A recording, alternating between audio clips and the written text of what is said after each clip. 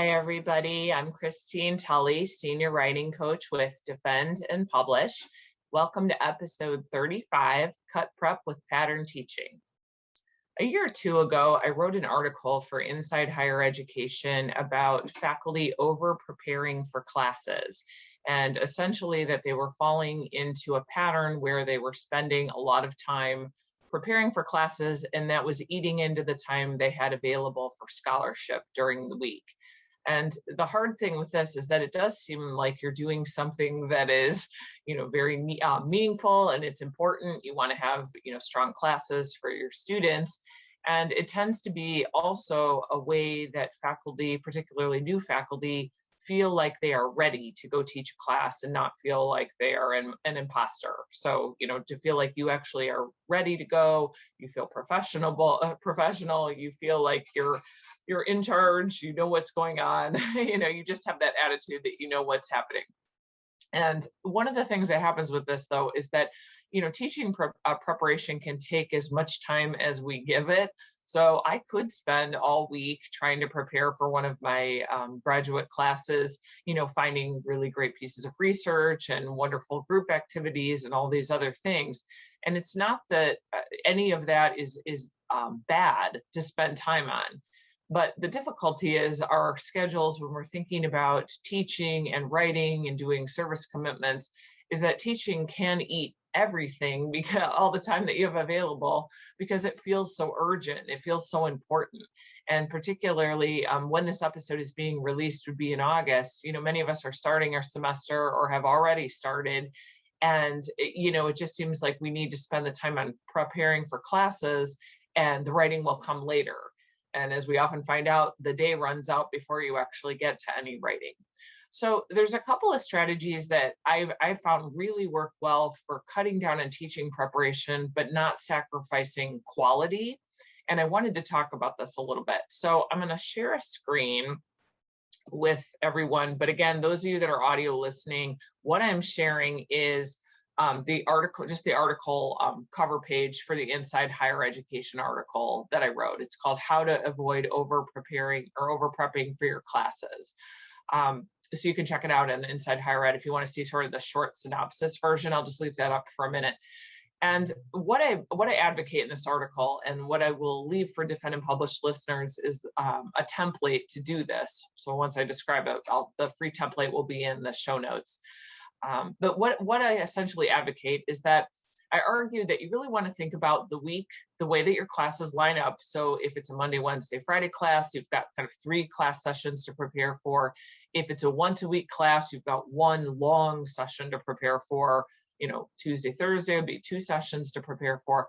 But to think about how many times you have to meet a class in a week, and then come up with a set of activities that are interchangeable. So why I put this screen capture up is Inside Higher Education has a picture of Legos, and that's kind of how I describe that, where you've got these interchangeable Legos that could be moved around based on what types of activities that they are.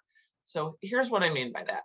Let's say that you're teaching a class that is a Monday, Wednesday, Friday class for 50 minutes.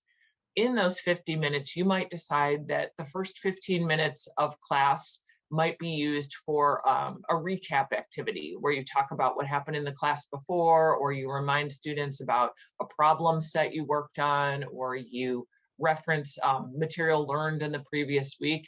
That might be something that you always do every Monday for 15 minutes. In the middle of the week, maybe on the Wednesday, you always show a video on YouTube for 10 minutes that illustrates a concept. So maybe you're in a science classroom and you want to illustrate a specific method in a lab. On Wednesdays, 10 minutes of that class is always used for YouTube. Maybe in another section, there's a homework review. So if you're teaching an undergraduate class, maybe you'll spend, 20 minutes on a homework review every Friday. What you're trying to get at is to figure out what all those little Legos and little pieces look at. So one of the things that I do in this article, and why I wanted to leave this up for our listeners, there's a bulleted list in the article of all kinds of tasks you might use as interchangeable links. And the template that I'm providing with you is basically a planning sheet for that you can, adjust by class. I would actually encourage you to make a couple different copies of it, one for every class that you're doing, and figure out what is the pattern for the week. So hence the pattern teaching. So again, you might decide, okay, well, every Monday we have, this 15 minutes of recap from the last week. We do a partner activity for 20 minutes. We watch a 3-minute illustration video. Maybe there's some class business in there where I discuss an assignment that's coming up. Maybe there's another group activity or students are writing on whiteboards or something like that. Whatever those activities are, the idea is that you put a set rhythm or a pattern to the week where on Mondays, you only need to figure out just those 3 or 4 chunks for that Monday. What are those 3 or 4 Lego bricks that are going on a Monday? And why we're doing this is it cuts down the mental baggage for you where you have to think about, oh, what am I doing in class? Because that could take you 3 hours alone just to figure out versus thinking, well, I just need to find this video, this worksheet, this, partner activity, whatever it is that you're going to do, when you're finished. And that's the beauty of, I think, a pattern teaching method is that once you've figured out those things, and that's why I provide a template, so you can use a little kind of a checklist to make sure that you figured the pieces out. Once you've done it, that you have finished your pattern teaching for the week. So if you can use this for each of your classes, you'll find that different classes have different rhythms. So, certainly in an undergraduate class, maybe one that's a quieter class, you want to get them talking a little bit more, but they might not be able to handle a whole class period of class discussion. This is another way to kind of break it up into smaller segments to maintain student interest. I know James Lang in his latest book on distracted students, one of the things that he notes in there is what we need to do to keep student attention. And so I know he does talk about this pattern teaching part of it in there as well. And he notes that a couple of other people have mentioned it too. So there's a great segment in there. I will put a link to his book in the show notes. But one of the things that's also beneficial to this is not only does it help you with over preparing for classes, but it also helps your students in a way, well, actually in 2 ways. One, it allows them to kind of stay on task because they're not trying to stay on task for too long. So it adds that variety and interest. But the other thing that I've found with using this, even with graduate students in a long 3-hour seminar, they really benefit from breaking it up into these different segments where they have an opportunity to stretch, to change gears, to think about new ideas, but it still lends a predictability to that class session. So even though our class is from 6 p.m. to 9 p.m., the students sort of know what is happening every week during that 6 to 9 p.m. window. It doesn't just stretch out as a yawning, 3-hour window of a graduate seminar. So I encourage everyone to try pattern teaching and see if it helps them prepare for classes. One of the things that I found after doing this for a while is that I no longer really need a template to write it out, although you can do that.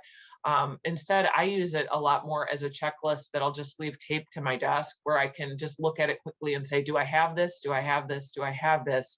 And a lot of times, especially for now that we're all using, well, not all of us, but many of us are using course management systems, a lot of this pattern teaching work, I can even load into my course management system and have a class agenda with some material ready to go.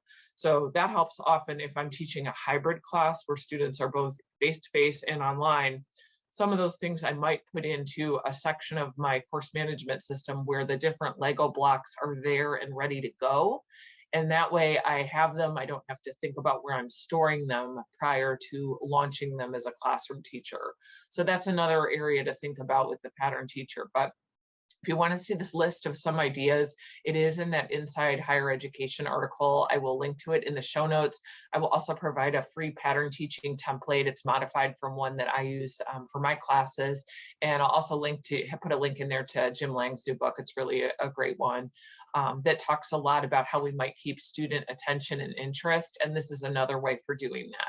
So hopefully this helps this semester. And if you have recommendations for show ideas, we're always looking for different podcast episode ideas. Please tweet them out. If you're not following us on Twitter, please do. We're just defend_publish. You can find us there at defend_publish. Also, if you're interested in subscribing to the podcast, we'd appreciate that. So that way we're reaching more of you with content every week. We release a new episode every Monday. Happy writing this week.